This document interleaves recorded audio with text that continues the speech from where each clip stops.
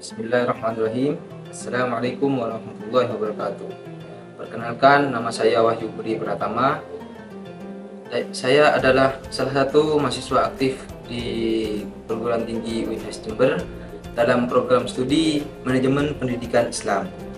Dalam konten malam hari ini, saya akan memenuhi tugas dari mata kuliah Manajemen Perpustakaan.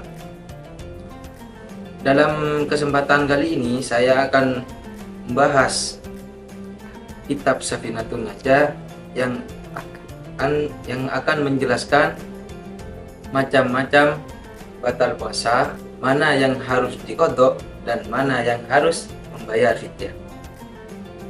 Bulan puasa Ramadan adalah kewajiban bagi setiap muslim yang baligh, berakal dan mampu menjalankannya. Dasar kewajiban bulan puasa disebut dalam Al-Quran surat Al-Baqarah ayat 183 dan hadis Nabi Muhammad SAW tentang rukun Islam. Pelaksanaannya dimulai fajar siddiq, yaitu waktu subuh, hingga terbenamnya matahari atau waktu maghrib. Diawali niat pada malam hari dan menjauhi segala hal yang membatalkannya. Keterangan lebih jelas dapat dilihat dalam kitab Safinatun Najah karya Syekh Sumair dalam fasal Aqsamul Fitrah. Bismillahirrahmanirrahim. Wa aqsamul fitrah arba'atun aydama yalzamu fihi. Aqsamu wal fitratu wa ithnani wa thani al fitratu ma'a ta'khir.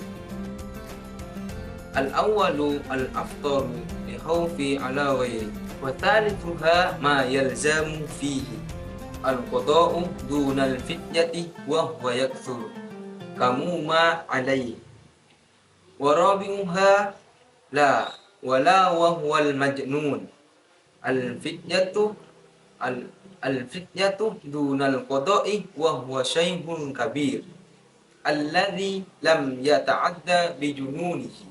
Syekh Nawawi dalam Syarah Kasifatus Saja menjabarkan penjelasan Syekh Sumair sebagai berikut. Yang pertama, wajib qadha dan membayar fidyah. Golongan yang wajib mengqadha puasa dan membayar fidyah terdiri dari dua, yaitu memutuskan puasa karena mengkhawatirkan selain dirinya dan keterlambatan mengqadha puasa sehingga datang bulan Ramadan berikutnya. Syekh Nawawi memberikan gambaran pada poin pertama, seperti halnya orang yang menyelamatkan orang lain atau selainnya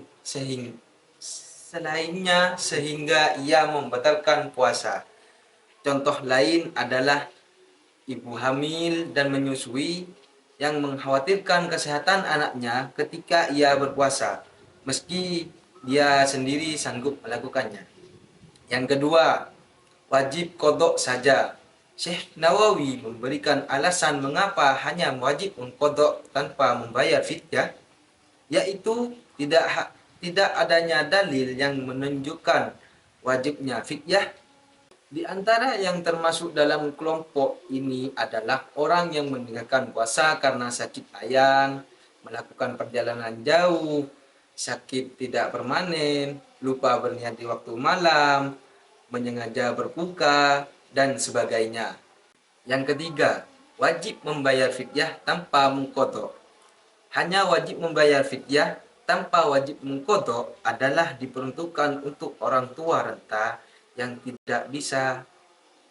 tidak mampu lagi menjalankan ibadah puasa, termasuk juga orang-orang sakit yang tidak bisa diharapkan kesembuhannya.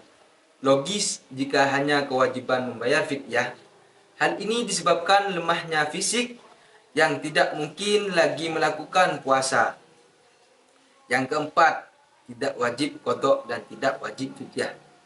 Hukum yang keempat ini diperuntukkan bagi orang gila, anak kecil yang belum baligh, dan kafir asli.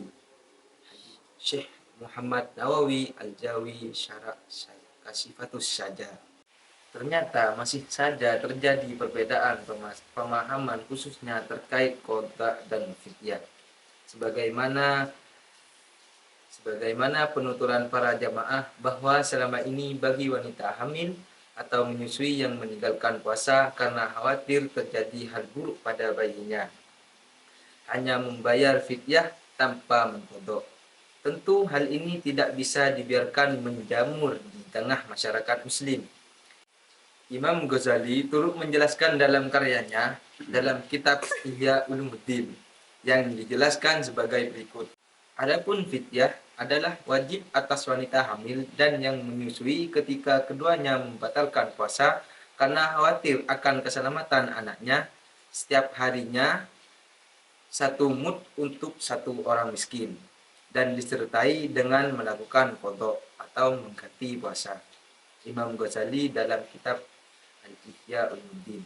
Dan diriwayatkan lagi oleh Syekh Taqiyuddin dalam Kifatul Ahyar, jika keduanya wanita hamil dan wanita menyusui mengkhawatirkan kondisi anaknya sebab keguguran bagi wanita hamil dan sedikit ASI bagi wanita yang menyusui, maka keduanya berbuka dan wajib atas keduanya mengqadha dan membayar fidyah 1 mud untuk setiap harinya. Wallahu a'lam bishawab. Cukup sekian dari saya. Jika ada kesalahan tutur kata itu murni dari saya. Jika ada kelebihan itu murni dari Allah Subhanahu wa taala. Wallahul muwaffiq ila aqwamit thoriq. Assalamualaikum warahmatullahi wabarakatuh.